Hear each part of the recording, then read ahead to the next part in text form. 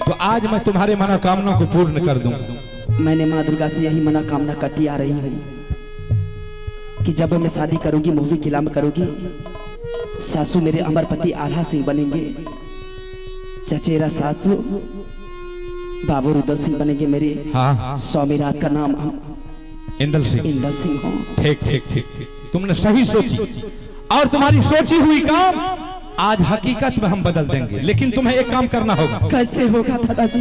तुम यहाँ से चलो गंगा हरिद्वार की मेला, ठीक है, और हम यहाँ से जा रहे हैं बाबा की, और वहां से हम इंदल सिंह को और रुदल सिंह को और देवा पंडित को, मैं तीनों को उदम चढ़ा करके हम गंगा हरिद्वार की मेला लाएंगे। क्या गंगा हरिद्वार में मेला लग रहे हैं? हम शानदार का मेला लगा हुआ है। देश देश का छत्री, मोगल, पठान, बेशिया, बंगाली उस मेला में आई है। 80 हाथ का झूला लगा हुआ है। मेला शानदार का लगा हुआ है। क्या?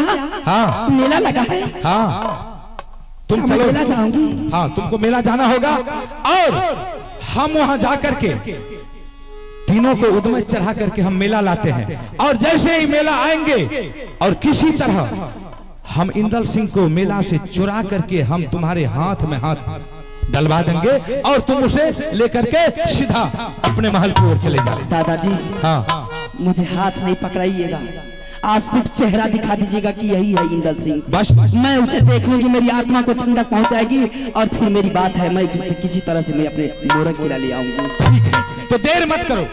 मेरी आंखें तरस रही है उनके लिए दादाजी, मेरी आत्मा भटक रही है। माँ दुर्गा जी 12 वर्ष से तपस्या करने के बाद आज मुझे मिल जाएंगे, मेरी आत्मा कलेजे को ठंडा पहुंच जाएगी दादाजी। जब मैं उसे देख लूंगी दादा, तुम मेरी मौत हो जाएगी और मौत तब उसे मेरी होगी जब उनके हाथ से मेरी मांगों में सिंदूर डाला जाएगा। मैं खुशी से झूम उठूंगी और पूरे मोरक किला में मैंने सैकड़ों बाजा बजवा दूंगी। मैंने कितने नाच आएंगे, कितने गाना वाला आएंगे, कितने बैंड वाला आएंगे, कितने डीजे वाला आएंगे मेरी शादी के शुभ अवसर पर। सिर्फ आप मुझे रास्ता बता दीजिए, मैं जाने के लिए तैयार हूँ, अभी मैं जाऊंगी। ठीक है बच्चे, चलो तुम चलो, हम उसको लेकर के आ रहे हैं। तुम मेला पहुंचो, हम भी मेला पहुंच रहे हैं उसको लेकर। दादाजी, हाँ, मैंने तो आपके साथ बहुत बड़ी गलती करी।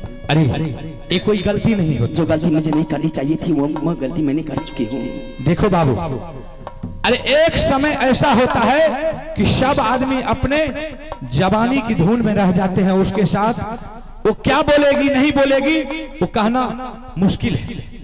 इसलिए उम्र के अनुसार तुम्हारे साथ, तुम मेरे साथ कोई गलती नहीं की। मैंने, आपने जोगी का भेष पकड़ के आए थे, मैंने सोची कोई जोगी महात्मा, हकीकत में जोगी महात्मा है, लेकिन मैं करूंगी क्या? मैं भी अपनी बस में नहीं हूँ। बात सही है। ये गलती मेरी माफ कर दीजिए। गलती माफ है, पूरे माफ है गलती, उसमें कोई दिक्कत की बात नहीं। आप आगे आगे चलिए, मैं पाछे से। ठीक है, मैं जा रहा हूँ। ठीक है, तुम भी चलो। तब महाराजा नंद के लाल अच्छा कई के चक डूमा कई के लावा, महाराजा ये नंद के लाल के दूर आता सुन ले दुर्गा माए, हम नहीं तू या बेटा पर, आता सुन ले दुर्गा माए, हम नहीं तू या बेटा पर। आधेया में मिला मंदिर मंदिर को जाना है, आधेया में मिला मंदिर मंदिर को जाना है। लगते माहिर हो मेला के जाई, लगते माहिर हो अन मेला, लगते माहिर हो मेला के जाई, लगते माहिर अब में। आइए श्रीमान, आप हमारे प्रिंस कुमार बाबू लक्ष्मी तापी का पुत्र बंदहा निवासी, उनके तरफ से शानदार 11 रुपए पुरस्कार मिले हैं। मैं अपने पूरे पार्टी तरफ से बहुत बहुत धन्यवाद देती हूँ। जय हिंद, जय भारत। जा रही हूँ मैं अपने माँ दुर्गा के मंदिर। आज माँ दुर्गा से मैंने चाहे जिस तरीका से, आज अगर माँ दुर्गा मुझे दर्शन नहीं दी तो उनके मंदिर में जाकर के सर पटक पटक करके मैं अपने प्राण को तीर दूंगी। जब तक आज माँ दुर्गा मुझे दर्शन नहीं देगी तब तक मैं मेला की और रास्ता नहीं अपनाऊंगी, मेला की ओर अपनी नजर नहीं बनाऊंगी। आज माँ दुर्गा मुझे दर्शन देगी तो मैं सिर्फ माँ दुर्गा से ऑर्डर लेकर के माँ दुर्गा की सारी बता करके मैं फिर मेला गंगा हरिद्वार की रास्ता में तय करूंगी।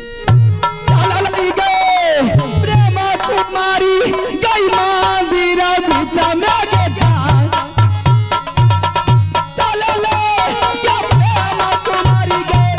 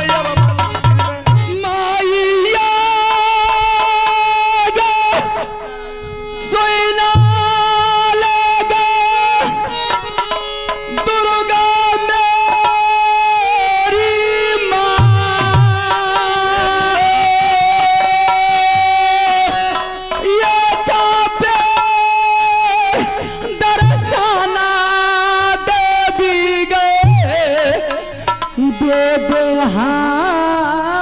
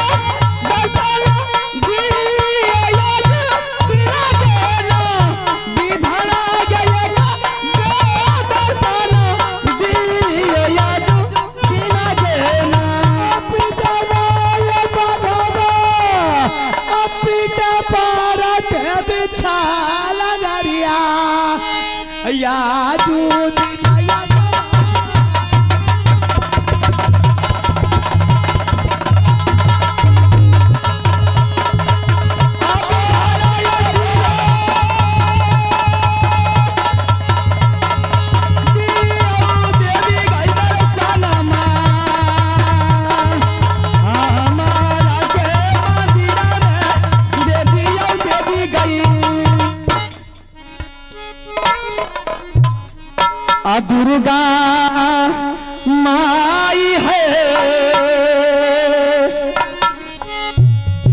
झोंकी झोंकी मिनतिया है देवी चरण में करिया करिया है मैया झोंकी झोंकी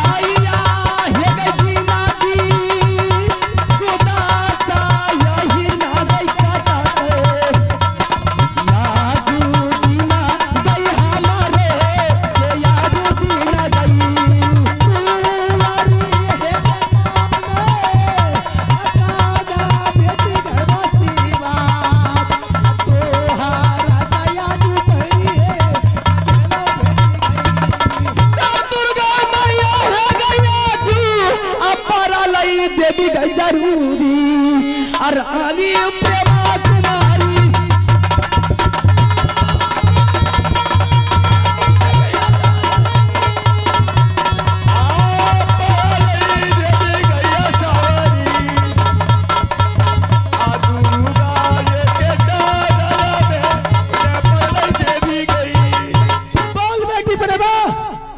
कौन सी मुसीबत ये राजमरंग में तुझे आज पड़ गई है कि तूने इतनी व्याकुल होकर देवी को पुकार की है? ये सन्नाटा रात में तूने रो रही है, जान कमा रही है, सर पटक रही है। देवी तुम्हारे सामने स्वयं प्रकट हो गई है। माँ बोल बेटी। सारी समस्या को तू जानती है। आज मैं जो तुम्हें पुकार रही हूँ, मुझे बहुत बड़ी लालसा है देवी। तुम्हारी दिल में जो भी लालसा है, तुम्हारी पास जो भी कठिनाई है, हर मुसीबत हर कठिनाई को देवी छाड़ने के लिए तुम्हारी पास स्वयं बैठ गई। बोल अपनी धर्म में दिल की बात बता दे, तेरी हर इच्छा पूरा करने के लिए देवी तैयार है। हर इच्छा पूरा करने के लिए तैयारी है। हाँ बेटी। बेटी को अगर किसी तरह की तकलीफ होती है तो माँ ही उसकी तकलीफ को दूर कर देती है। संसार में माँ से बढ़कर कोई दूसरा माँ नहीं है। संसार में माँ ही तो है जो एक बार तू अपने दर्द बता तो। अभी मैं बताती हूँ। सुना ले खुशाला